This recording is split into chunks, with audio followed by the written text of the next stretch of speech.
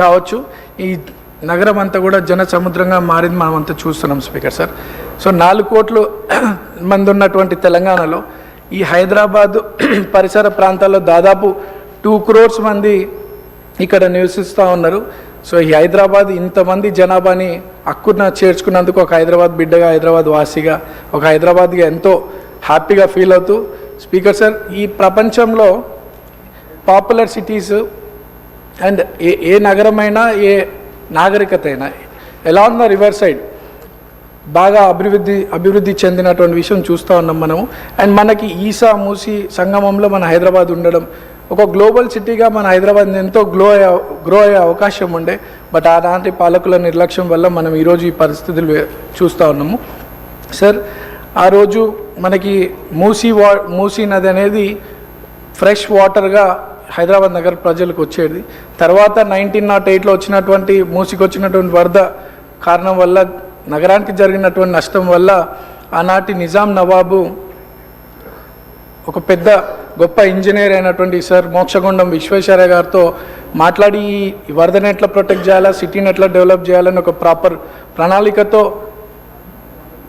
చేసినటువంటి ప్లానింగ్లో భాగమే ఈ మూసీ వరదని అరకట్టడానికి నిర్మించినటువంటి మన Osman Sagar and Himayat Sagar tanks.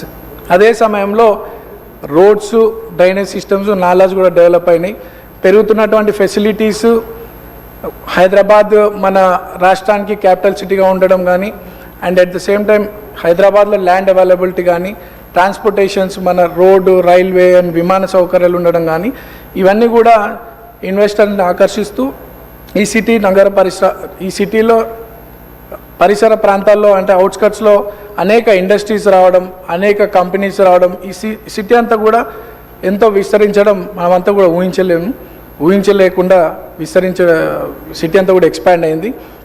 Sir, అందులో ఉన్నటువంటి కార్మికులు, ఇండస్ట్రీస్లో పనిచేస్తున్నటువంటి కార్మికులు, ఎంప్లాయీస్, ఆ ఇండస్ట్రీస్ పక్కన హౌసింగ్, వాళ్ళ ఇల్లులు కట్టుకోవడం అండ్ సిటీ ఎక్స్పాండ్ అవుతూ ఆ చుట్టుపక్కల రెసిడెన్షియల్స్ కాలనీస్ కావడంతో నగరం శివార్లో ఉన్నటువంటి Kukatpally, Jeedimetla and various industries హబ్స్గా ఉన్నటువంటి ఏరియా అంతా కూడా సిటీ సెంటర్లోకి రావడం, ఆ ఇండస్ట్రీస్ వల్ల పొల్యూషన్తో జనాలు ఎఫెక్ట్ అవ్వడం, అటు ఇండస్ట్రీస్ కూడా ఎక్స్పాండ్ కాకుండా, ఇండస్ట్రీస్ కూడా గ్రో కాకుండా వాళ్ళు ఇబ్బందులు, అండ్ నెక్స్ట్ ఇక్కడ ఉన్నటువంటి సామాన్య ప్రజలకి దాని ద్వారా పొల్యూషన్ ద్వారా ఎఫెక్ట్ అయ్యే పబ్లిక్ వేరియస్ డిసీజెస్తో ఎఫెక్ట్ అవుతూ ఉన్నారు.